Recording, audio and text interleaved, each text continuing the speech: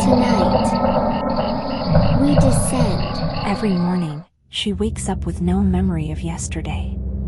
Just a notebook full of confused scrawls, and one word written over and over again. Home. But when she finally goes back, she finds her family has been waiting for her. And they want her to stay forever. Morning came reluctantly, as it always did. A thin gray light seeped through the crooked blinds and fell in soft strips across Erin's face. She opened her eyes without the startled rush of waking from a dream. Instead, she simply became aware of herself, like fog taking shape. It was always like this. She stared at the ceiling of the small, unfamiliar apartment for a long time, tracing the faint cracks above her as though they might hold some answers she'd missed. Her notebook lay open on the bedside table. She reached for it, fingers clumsy, and flipped past pages of shaky handwriting, names, half-remembered places, strange little sketches of what she sometimes saw when she closed her eyes. She stopped at last night's entry. Woke up again. Don't know where this is. Still no memory of yesterday. I don't think I'm getting better. Below that, a single word scrawled darker, harder, home. The word carried weight she couldn't quite name, but she understood what she meant when she wrote it. Home. The place from before. The farm where she'd grown up, when things still made sense. Her memories of it were the only ones that felt solid, the slanted porch where her father sat smoking at dusk, the smell of lilacs from her mother's garden, her little brother darting between the fields like some wild creature. Erin swung her legs over the side of the bed and sat there, staring down at her bare feet. The floor was cold. She thought about yesterday, but it was like trying to hold water in her hands. Nothing. There was no yesterday. Only today. The train station was only a few blocks away, though she couldn't remember arriving in this town. She knew somehow that the station was there, waiting for her. Waiting to take her back. She dressed quietly, pulling on the faded cardigan she always wore, and left the apartment. The streets outside were empty this early in the morning, the air damp and still. It was spring, maybe. Or autumn. She couldn't tell anymore. At the station, she bought her ticket from a machine that hissed and clattered as though begrudging the task. The word Hawthorne printed faintly on the slip of paper, the name of the town near her family's farm. She hadn't spoken it aloud in years. The train arrived with a low, mournful wail that carried through the empty platform. Erin stepped on without hesitation, found an unoccupied car, and sat by the window. The seat smelled faintly of dust and something older. Across from her, a man in a black suit sat slouched with his hat pulled low over his eyes. His presence didn't bother her. He didn't seem to see her at all. The countryside blurred past, endless fields and distant treelines, the sky growing heavier and darker as they rolled on. As the train rattled through the morning, she let her mind drift back to her childhood. Memories there were sharper, more vivid. The long summer nights chasing fireflies with her brother. The creak of the farmhouse stairs. Her mother humming some sad song she'd never learned the name of. She wondered, had she ever really left? Or had the world simply moved around her, forgetting she was still here? When the conductor passed through her car, he paused by her seat. A man with gray skin and hollow eyes. He didn't ask for her ticket. He only nodded, almost kindly, and moved on. Erin sat very still, her fingers tightening on the paper ticket. Outside, the world seemed to grow quieter, flatter, as though something in it had gone to sleep. And far ahead, she could almost see the shape of the farmhouse waiting for her at the end of the line. She thought she heard the faintest whisper carried on the rails, "Come home." The train left her at a lonely platform just outside Hawthorne, the last car clattering into the mist as though eager to be rid of her. Erin stood there for a long while, clutching her bag, staring out into the distance where the tracks disappeared. The silence here was heavier than she remembered, so thick it pressed against her ribs. The town itself was no better, rows of shuttered shops and dim windows, a few figures shuffling through the streets with their heads down, barely more than shadows. Nobody met her eyes, and she found she didn't mind. It was easier this way.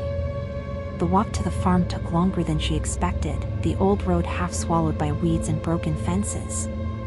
Memories came as she walked, her father carrying her on his shoulders, her brother laughing as he chased her through the fields. But every memory ended the same way, abruptly, like a film reel snapping and spilling to the floor. She tried to remember the night they all left the farmhouse, but her mind recoiled. She focused on the gravel crunching beneath her feet instead. And then it was there. The farmhouse stood on the crest of a small hill, its silhouette black against the low sky. The roof sagged in places, and boards hung loose across the windows like splintered eyelids. The porch was crooked, leaning on one corner, and the barn behind it looked like it might collapse at any moment. Still, despite its ruin, it was unmistakably home. The gate squealed as she pushed it open. The front steps creaked under her weight. The door was unlocked. Inside, the air was stale, heavy with dust and faintly sweet, like flowers left to rot in a vase. Shafts of pale light fell through cracks in the boards, cutting the gloom into sharp lines. Erin stepped through the living room slowly, her shoes leaving faint prints in the dust. It was just as she remembered. The faded floral couch. The old piano in the corner. The painting of her mother's lilacs hanging crookedly on the wall. But everything was colder now, drained of color and life, and she couldn't shake the feeling that the house was holding its breath. That first night, Erin lay curled on her childhood bed, staring at the ceiling as faint light from the moon slipped through the cracks in the boards. The silence was crushing, yet she could hear the house shifting above and below her, soft creaks in the walls, faint groans from the beams. It was an old house, she told herself. Old houses made noise. But each sound carried a strange weight, as though someone was walking just out of sight. She drifted into an uneasy sleep. But sometime in the night, her eyes snapped open, her chest tight with fear. She couldn't move. The air was heavy and hot, thick with the scent of smoke. Slowly, her gaze shifted to the left, and her breath caught. Her mother stood by the bedside. The figure loomed there silently, her nightgown blackened and clinging to her burned skin. One side of her face was charred, raw and wet where the flesh had split. Her eyes burned with a hollow, accusing glare. She didn't speak. She didn't need to. Erin's own breath sounded deafening as she fought to scream, but her voice caught in her throat. Her mother only stood there, staring down at her, until Erin's vision blurred and she passed out from the weight of her own terror. She woke to weak sunlight spilling into the room, her mother gone. But the impression of her presence lingered, an invisible shape burned into the air. That day, Erin roamed the farmhouse aimlessly, unable to shake the feeling of being watched. Every corner seemed to hold eyes. Every window reflected not her own face, but something more gaunt, more hollow. She thought she saw a figure at the far end of the hall, her brother's curls catching the light before he darted into another room. Later, as dusk fell, she heard soft footsteps coming from the barn. Against her better judgment, she crossed the yard and slipped through the half-collapsed door. It was dark inside, motes of dust catching in the thin ribbons of dying light. And there he was. Her little brother stood in the center of the barn, his back to her. He didn't move, didn't make a sound. Jamie? She called, her voice cracking. The boy tilted his head slightly at the sound of her voice but didn't turn. Slowly, she took a step forward. Then another. Jamie, it's me, she whispered. He finally turned. At first his face was just as she remembered, soft, round, with wide brown eyes. But as she took another step closer, something began to shift. His mouth stretched unnaturally wide, the skin at the corners splitting as a raw, guttural scream tore from him. His eyes rolled back, leaving only white, and his scream grew louder, filling the barn until it felt like the whole structure would come down around them. Erin stumbled back, clutching her ears, the world spinning.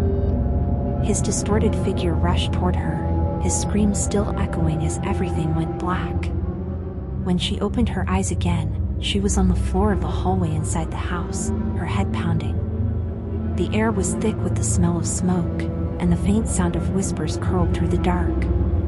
At the far end of the hall, 3 faint shadows waited, tall, stooped, and small. Watching. Waiting. On the kitchen table sat a single plate, still set with knife and fork as if waiting for dinner that never came. She reached out and touched it. Cold. A whisper of air moved behind her and she turned, heart lurching. But the kitchen was empty. Still, something had moved. She was sure of it. She climbed the stairs carefully, each one groaning beneath her. The hallway at the top stretched longer than she remembered, shadows pulled deep in the corners. Doors stood ajar, dark slits waiting. Her parents' room. Her brother's. Her own. From the far end of the hall came a soft noise, like a giggle, thin and faint. She froze. It came again, closer now. She couldn't tell which door it came from, but the air felt colder by degrees. Her breath misted in the gloom. Then a voice, familiar and childlike, echoed through the hall, low and sing-song. Come, play with me, Erin. Her hand trembled on the knob of her old bedroom door. She didn't want to open it, but she knew she would. She had always known. Behind her, faint footsteps followed, too soft and too many to belong to just one person. Her old bedroom smelled of smoke. The scent struck her as soon as she stepped inside, acrid and faintly sweet, like burnt wood and old ashes left too long in the hearth. The room itself was almost untouched, eerily preserved. The little iron bed frame sat in the corner, quilt folded neatly at the foot. The wallpaper still bore its faded pattern of flowers and vines, though it peeled now in long curling strips. On the dresser, a dusty jewelry box lay open, its cracked mirror reflecting a distorted version of her face. Erin crossed the room slowly, drawn to the window. Outside, the fields stretched into a darkening sky, but something about them felt wrong. They seemed to shimmer faintly at the edges, their shape shifting like a mirage. The faintest movement rippled through the tall grass, as though someone, or several someones, were weaving just out of sight. She turned at the sound of a door slamming somewhere below. At first, the house was quiet again. Too quiet. But then she heard it, footsteps, quick and light, running across the floorboards beneath her. Laughter followed, a sharp, childish giggle that rose and fell and rose again, closer this time. Erin backed toward the doorway, her hand clutching the frame. The footsteps stopped abruptly. Then came the whisper. Why did you leave us? Her chest tightened. She forced herself into the hallway and froze. The shadows at the far end of the hall writhed now, coalescing into the faint outlines of figures, one tall and stooped, another slender, and a third small and crouched low to the floor. They were blacker than the dark around them, barely more than silhouettes, but their faces caught the dim light as they stepped forward. And she saw her mother first, or what was left of her. The figure's dress hung in tatters, scorched and clinging to a body of cracked skin and blackened veins.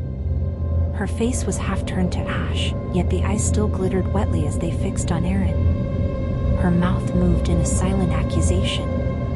Behind her came her father, looming, a burned ruin of a man who stared at her with hollow sockets where his eyes had been. He raised one shaking hand, and though no sound escaped, she felt the word in her mind, why? The smallest figure stepped from the shadows last, her little brother. His hair was still a messy halo of curls, but his skin was gray and mottled, his fingers clawed and charred. He grinned at her with teeth too white and too many.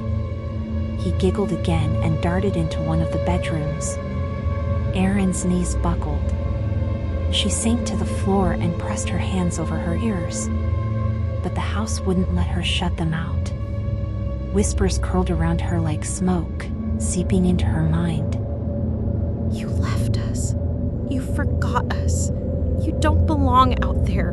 You belong here. She stumbled to her feet and backed down the hallway, bumping into walls, trying to reach the stairs. But every step she took only seemed to bring her back to the same dark stretch of hall, the same doors half open, the same whispering voices. The air grew thick and hot, the scent of smoke choking her now. The floor beneath her feet glowed faintly red in the cracks. Shadows crawled higher up the walls.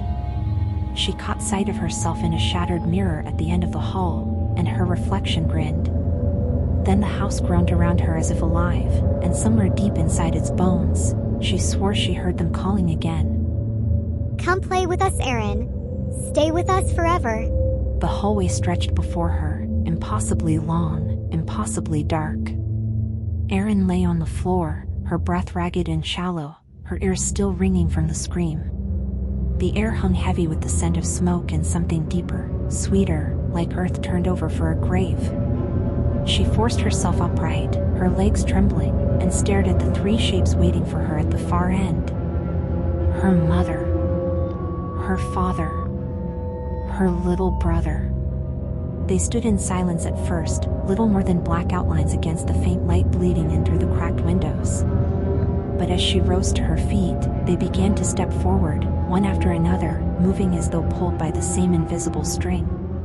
Her father came first, his hulking figure slouched and staggering, his suit blackened and torn. His face was an unrecognizable ruin of ashen-seared flesh, yet his empty socket seemed to find her just the same. He raised a hand, skin cracked and crumbling, fingers like charcoal, and pointed directly at her.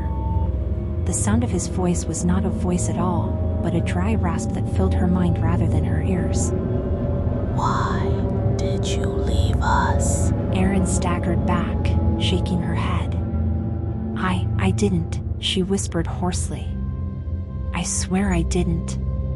Her mother appeared next, gliding closer in her tattered nightgown, her bare feet leaving black smudges on the warped floorboards. Her face was a grotesque mask of beauty and horror, one side still soft and familiar, the other stripped raw. She leaned close to Erin, her breath hot with the scent of ashen lilies, and whispered, You forgot us. The words scraped through Erin like broken glass. Her hands flew to her ears, but it didn't help. The whisper was already inside her head. She fell to her knees, shaking. Then her little brother stepped forward. Jamie. His curls still wild, his eyes still wide, but now his smile was something wrong, something hungry. He crouched in front of her and tilted his head. You don't belong out there, he said, his childlike voice high and sweet, though his teeth were too sharp, too many. You belong here. Erin's vision blurred as tears welled in her eyes. I'm sorry. She breathed. I'm so sorry. But the three of them only loomed closer, their voices rising in a chorus now, accusations, pleas, anger, despair, wrapping around her like smoke, choking her. Why did you leave us? You forgot us.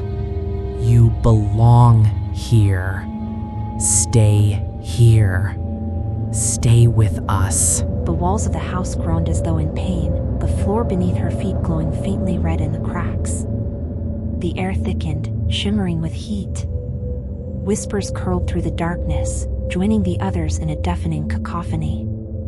Erin stumbled backward into a shattered mirror on the wall.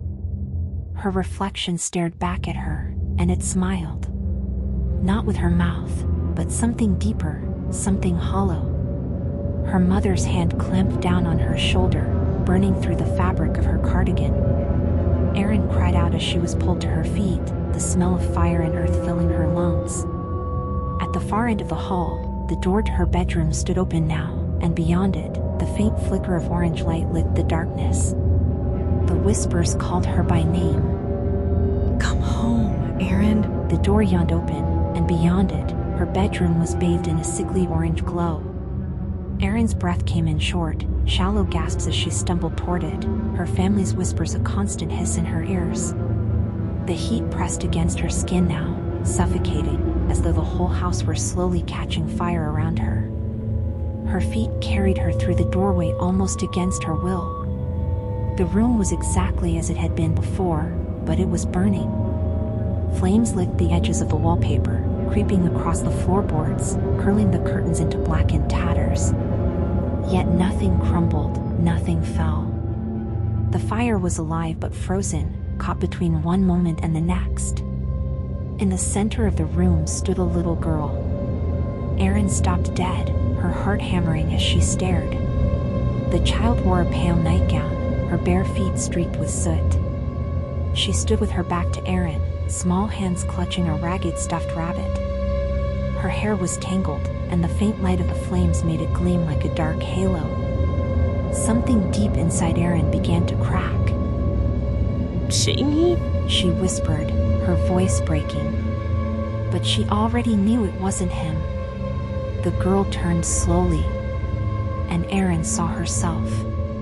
The child's face was hers, soft, round, unscarred, but her eyes were wide with terror, reflecting the flames that roared just beyond the walls. Soot streaked her cheeks like tears. The little girl stared at her for a long, breathless moment, then pointed a trembling finger at the mirror above the dresser. Erin turned. The mirror's glass shimmered like water, and within it she saw the truth at last. She saw her family huddled together in this very room, shielding her as the ceiling gave way. She saw the fire swallowing everything, the walls collapsing in a storm of embers. She saw herself, smaller, sobbing, clinging to her mother's dress. And she saw how the smoke thickened, how their voices quieted, how they all went still. She saw herself lying there on the floor alongside them, small and still, a faint smile on her burned lips. The realization sank into her like a blade. She had never left. She had never grown up, never moved on. There was no adulthood to remember because she had died here, in this house, with them. Her knees buckled, and she sank to the floor as the truth pressed down on her.